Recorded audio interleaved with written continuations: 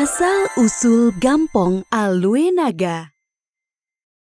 Pulau Sumatera terletak di bagian barat dan merupakan salah satu pulau terbesar di Indonesia.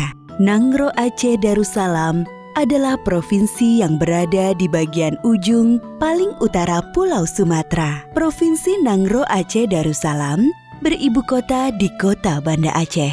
Di Kota Banda Aceh terdapat sebuah tempat yang dikenal dengan nama Gampong Alue Naga. Gampong adalah istilah dalam bahasa Aceh untuk menyebut desa. Gampong Alue Naga memiliki cerita asal-usul yang sudah berusia ratusan tahun. Pada zaman dahulu, Aceh masih berdiri sebagai sebuah kerajaan. Pada masa pemerintahan Sultan Murah, terjadi keresahan di sebuah tempat di pinggiran kota raja. Sultan Murah kemudian mengunjungi tempat tersebut untuk mengetahui permasalahan yang terjadi. Tuanku, akhir-akhir ini banyak terjadi keanehan di sebuah Bukit Lamyong. Banyak ternak yang hilang saat kami gembalakan di sana. Selain itu, Bukit Lamyong kadang-kadang menyebabkan gempa, sehingga membahayakan orang-orang yang berada di bawahnya. Sejak kapan hal itu terjadi? Keanehan itu terjadi sejak menjelang meninggalnya ayahanda tuanku, Sultan Alamsyah. Sultan Murah kemudian kembali ke istana dan berbicara dengan sahabatnya Renggali. Renggali adalah putra dari Raja Linge. Raja Linge sendiri merupakan sahabat dari Sultan Shah Alam, ayahanda dari Sultan Murah. Aku sangat heran dengan bukit yang ada di Lamyong itu. Mengapa ada bukit memanjang di sana? Padahal di sekitarnya dahulu hanyalah rawa-rawa yang selalu berair. Menurut cerita orang-orang di sana, bukit tersebut muncul secara tiba-tiba pada suatu malam. Kakanda saya, Raja Linge Muda, menaruh curiga ketika pertama kali melihat bukit tersebut dalam perjalanan ke kota raja. Bukit itu seolah-olah memanggilnya. Pergilah ke bukit itu, cari tahu sebenarnya apa yang terjadi dengan bukit di Lamyong itu. Renggali memeriksa setiap sudut bukit di Lamyong tersebut, dari selatan hingga ke utara dekat laut. Renggali merasa bukit tersebut sangat aneh. Renggali terus memeriksa bukit tersebut dengan berjalan mendaki bagian atas bukit. Renggali terkejut karena tiba-tiba merasakan air mengalir di kakinya. Saking terkejutnya, Renggali melompat ke bawah sambil berguling-guling. Bukit yang aneh. Renggali semakin merasakan keanehan dengan bukit tersebut. Maafkan hamba, putra Raja Linge. Siapa kamu? Renggali semakin heran bahwa bukit tersebut bisa bicara. Hamba adalah Naga Hijau, sahabat dari ayahanda tuanku. Kamukah itu Naga Hijau? Lalu di mana ayahku? Bukit itu pelan-pelan mulai terlihat berbentuk kepala ular raksasa. Panggillah Sultan Alamsyah, hamba akan membuat pengakuan. Renggali segera kembali ke istana dan menemui Sultan Murah. Jadi bukit itu ternyata naga hijau yang menghilang bersama ayahmu. Mengapa dia ingin menemui ayahku? Apakah dia belum tahu Sultan sudah wafat? Sultan Murah dan Renggali segera bergegas menemui naga hijau. Mengapa Sultan Alamsyah tidak datang? Sultan Alamsyah telah lama meninggal. Mengapa keadaan kamu bisa seperti ini, naga hijau? Kami kira kamu telah kembali ke asalmu. Tetapi di mana Raja Linge? Bukit tersebut bergemuruh mengeluarkan suara menggelegar. Hukumlah hamba, Sultan Merah. Hamba sudah mengkhianati Sultan Alamsyah. Hamba sangat pantas dihukum. Hamba sudah memakan semua kerbau putih hadiah Tuan Tapa untuk Sultan Alamsyah. Dan hamba sudah membunuh Raja Linge. Bagaimana kamu bisa membunuh sahabatmu sendiri? Sultan Alam awalnya memerintahkan hamba untuk mengantar hadiah berupa pedang untuk sahabat-sahabatnya.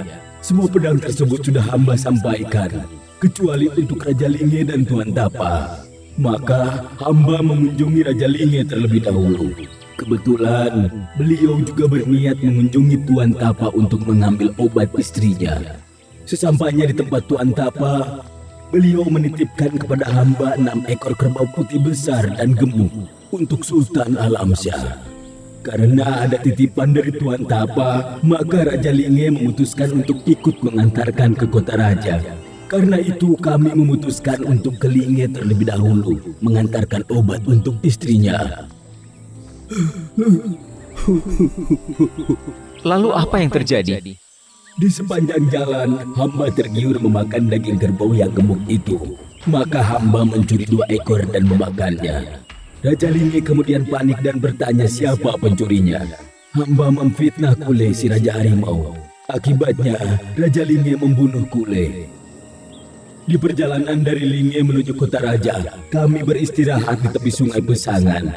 Hamba kembali mencuri 2 ekor kerbau dan memakannya.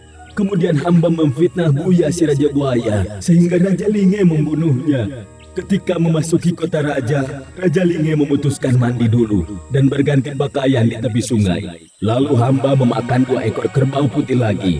Namun kali ini Raja Linge mengetahui dan marah. Karena hamba terlanjur malu, akhirnya hamba menyerang Raja Linge.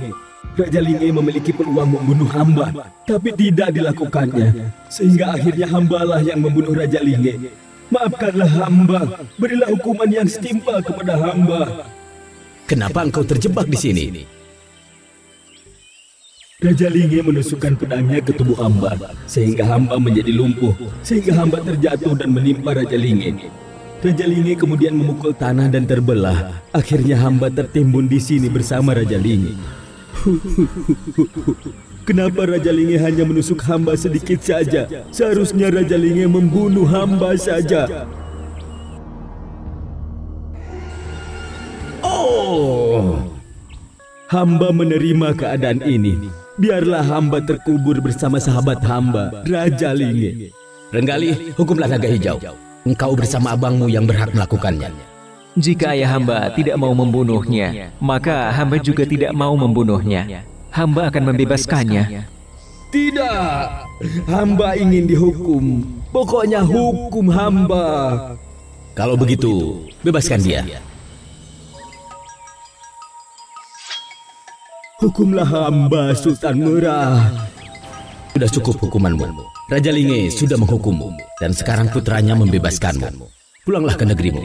Hamba sungguh menyesal. Hamba memiliki sahabat-sahabat yang berhati mulia, tetapi hamba justru mengkhianatinya. Selamat tinggal Sultan Merah dan putra Raja Linge. Naga hijau kemudian pergi menuju laut. Tanah yang dilalui naga hijau membentuk sungai kecil akibat pergerakan naga hijau tersebut. Di kemudian hari, daerah bekas tempat naga hijau tersebut dikenal dengan nama Alue Naga. Alue Naga artinya sungai kecil. Di tempat tersebut terdapat rawa-rawa dan sungai kecil yang selalu tergenang oleh air mata penyesalan seekor naga yang tega mengkhianati sahabat-sahabatnya. Cerita rakyat dari Aceh berjudul Kisah 7 Lelaki Bersaudara. Dahulu kala di sebuah desa, hiduplah sepasang suami istri petani yang dikaruniai 7 anak laki-laki. Anak sulungnya berumur 10 tahun dan anak bungsunya berumur 2 tahun. Untuk memenuhi kebutuhan sehari-hari, suami istri tersebut menjual hasil taninya berupa sayur-sayuran. Namun pada satu waktu, nasib malang menimpa warga desa tersebut. Desa itu dilanda musim kemarau berkepanjangan, sehingga membuat seluruh tanaman di kebun mati. Seluruh warga desa kekurangan bahan makanan. Begitupun keluarga dari petani sayur itu. Bahan makanan kita telah habis. Kita sedang dilanda musim kemarau. Semua tidak ada yang panen. Harus bagaimana kita? Sepasang suami istri petani tersebut menatap anak-anak mereka yang masih kecil-kecil, sedang tidur lelap. Alangkah kasihannya mereka. Kita tidak bisa memenuhi kebutuhannya. Iya, mereka pasti akan terus sengsara jika selalu bersama kita. Setelah berbicara berdua, sepasang suami istri tersebut memutuskan untuk membuang ke-7 anaknya di dalam hutan yang jaraknya sangat jauh dari rumah. Bagaimana jika mereka kita buang saja ke hutan? Patut dipertimbangkan. Karena kita juga tidak bisa memberikan mereka makan. Agar mereka tidak curiga, besok kita ajak mereka ke hutan. Kemudian saat kita semua beristirahat, aku akan pergi mencari air dan kau menyusul. Baru kita kabur meninggalkan mereka di tengah hutan. Tanpa disadari, pembicaraan sepasang suami istri tersebut didengarkan oleh anaknya yang ketiga. Ternyata ia hanya pura-pura tidur.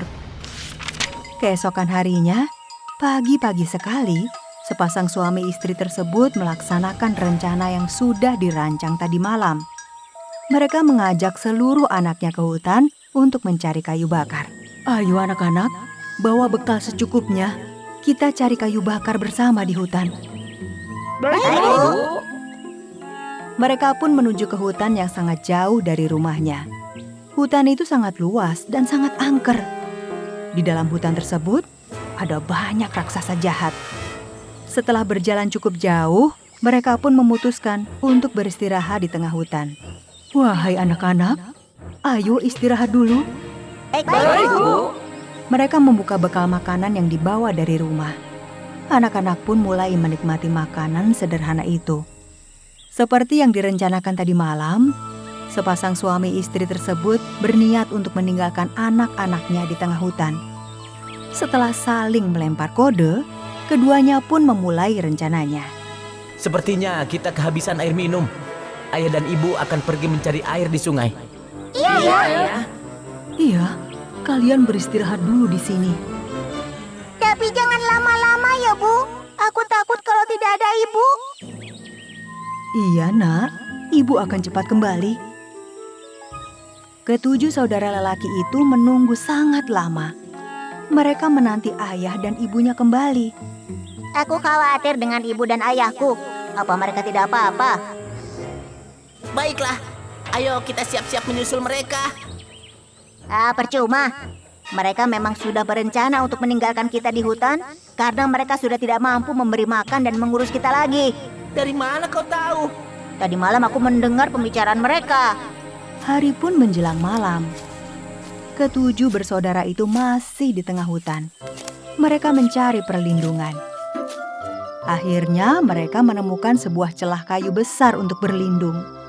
Mereka memutuskan untuk tidur di sana sambil menunggu fajar terbit. Untuk malam ini, kita beristirahat di sini dulu ya. Keesokan harinya, anak nomor 2 terus bertanya kepada kakaknya. Bagaimana, Kak? Kemana kita sekarang? Kita semua tidak ada yang ingat jalan pulang. Kasihan adik-adik. Begini saja, mulai sekarang kita semua harus saling menjaga. Tidak ada yang berpisah. Aku akan mencari tahu desa terdekat dari sini. Keesokan harinya, anak pertama pun memanjat pohon yang tinggi untuk melihat sekeliling hutan.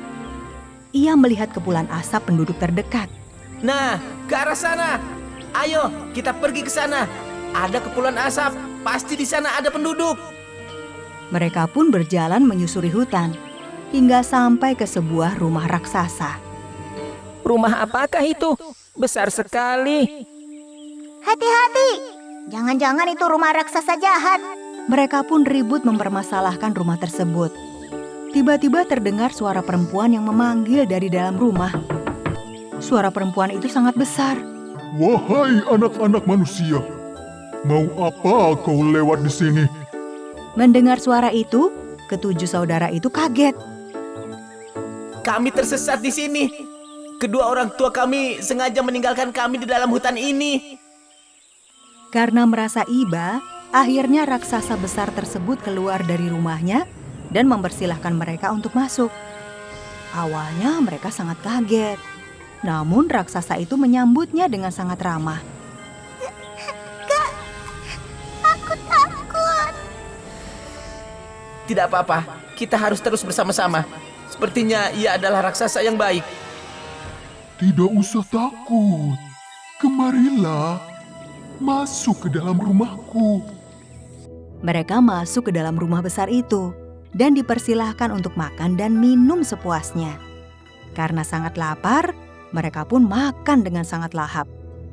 Setelah selesai makan, raksasa betina itu tampak terburu-buru.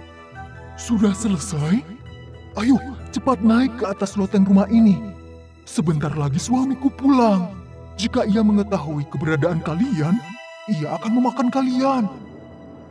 Anak-anak itu sudah berada di loteng rumah raksasa. Benar saja, saat itu raksasa jantan pulang ke rumahnya. Sedapnya aroma ini. Apa yang kau masak, Bu? Daging manusia ya? Oh, iya.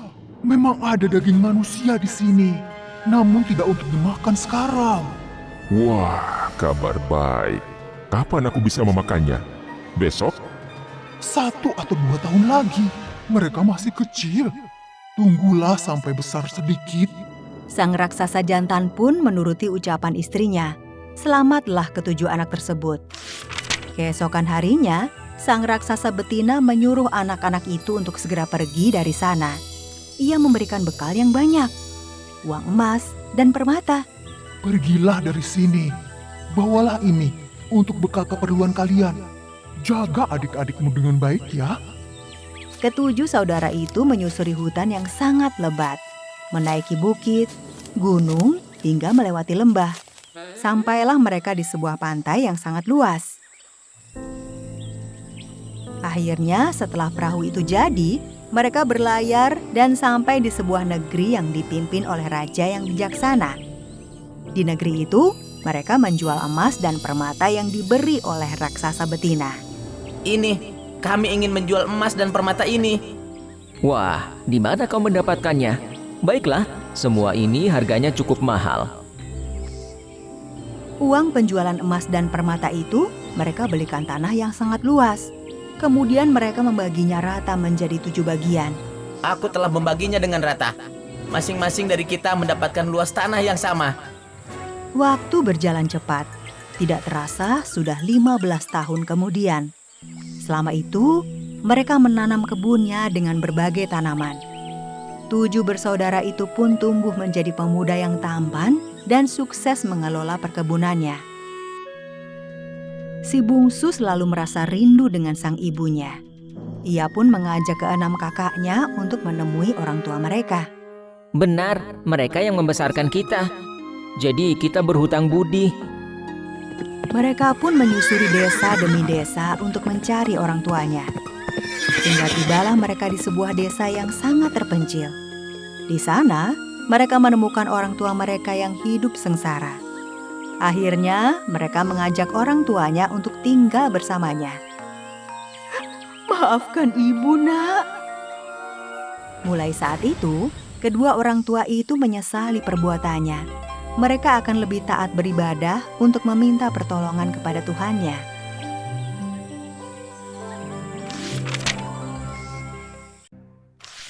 Cerita rakyat dari Aceh, berjudul Kisah Banta Barensyah.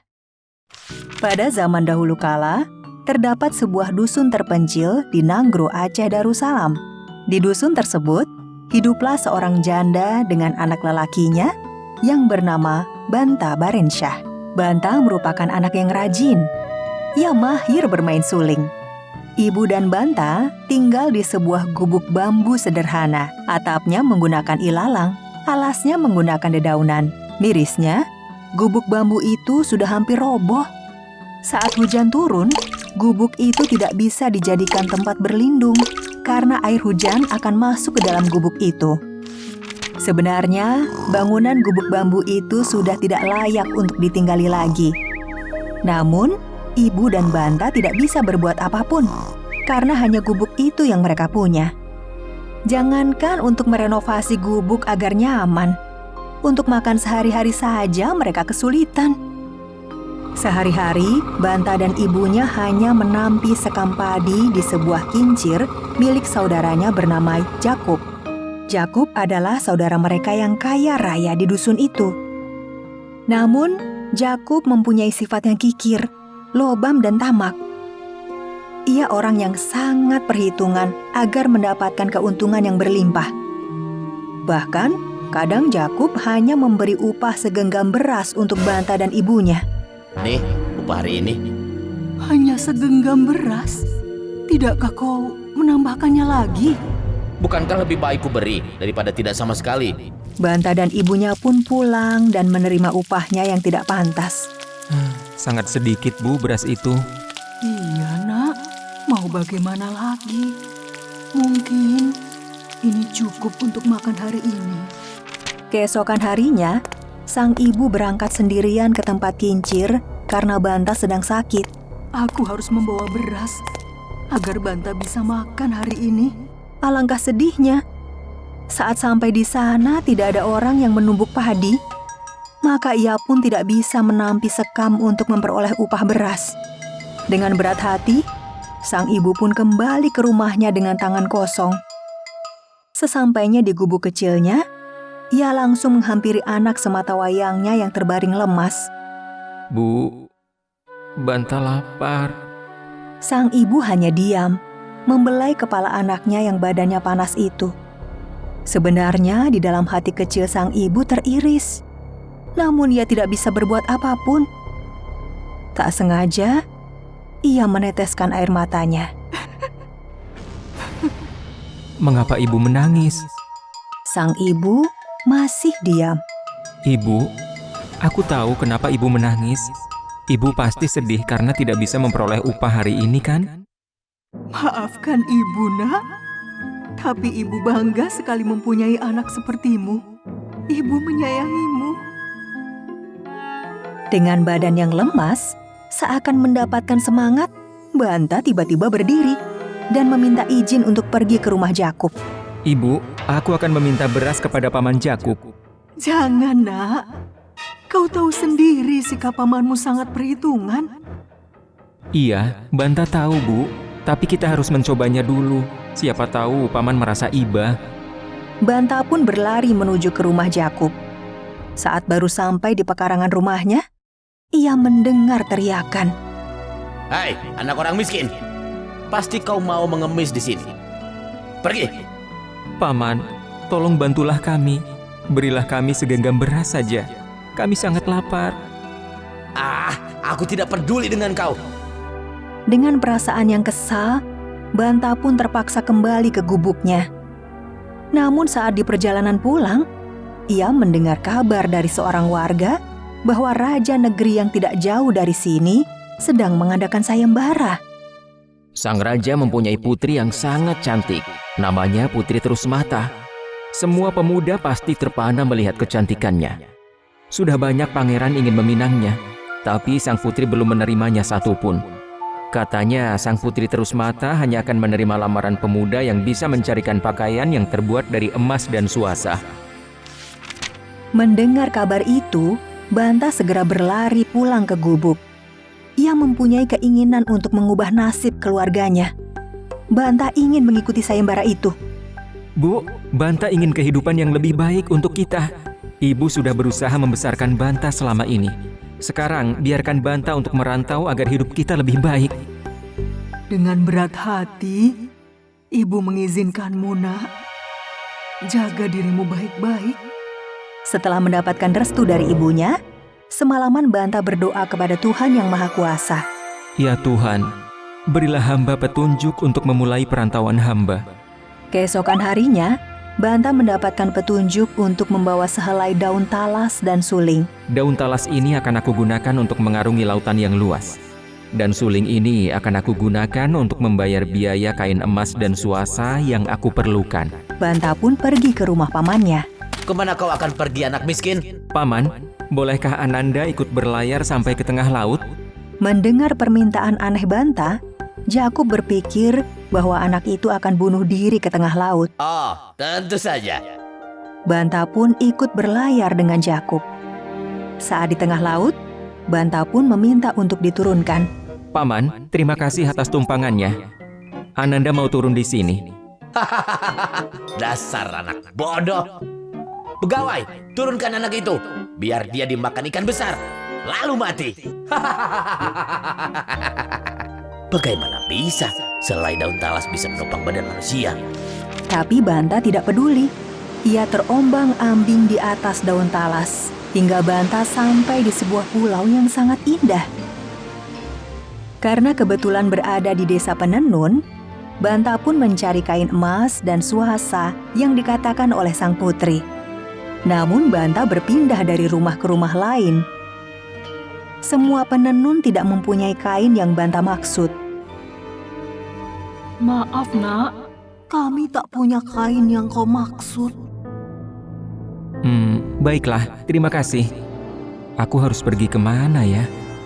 Banta lupa, ia belum ke rumah sang kepala kampung. Dengan segera, Banta menemuinya. Permisi Tuan. Ada yang bisa kubantu anak muda?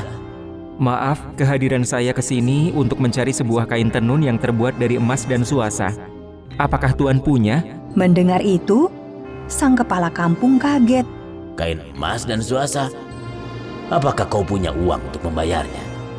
Banta menunduk lesu. Maaf Tuan, saya mungkin tidak bisa membayarnya menggunakan uang. Tapi, bolehkah saya membayarnya dengan lagu? Mengapa kau sangat menginginkan kain itu? Banta pun menceritakan semuanya. Dari mulai latar belakang keluarganya dan kegigihannya dalam merubah nasib hidup orang tuanya.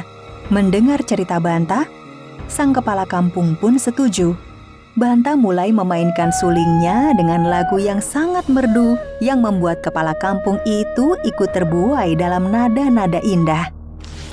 Setelah puas menikmati lagu, sang kepala kampung itu dengan senang hati memberikan kain emas dan suasa itu kepada Banta. Kau sangat mahir bermain suling. Nadanya sangat indah. Kau berhak mendapatkan kain emas dan suasa ini. Wah, terima kasih banyak Tuan. Aku berhutang budi kepadamu. Aku akan selalu mengingat kebaikanmu. Setelah mendapatkan kain emas dan suasa tersebut, Banta pun pamit ke kepala kampung. Kemudian ia kembali mengarungi lautan luas menggunakan talas sakti menuju ke kampung halamannya.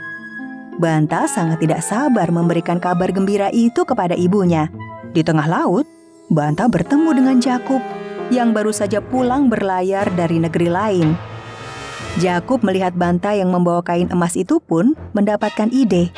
Hai Banta, bertemu lagi kita. Naiklah ke kapalku. Kau ingin pulang ke rumah juga kan? Baiklah Paman. Namun, nasib malang itu menimpa Banta. Di atas kapal, Jakub malah merampas kain emas dan suasa yang Banta dapatkan dengan susah payah. Lalu Banta dibuang ke laut.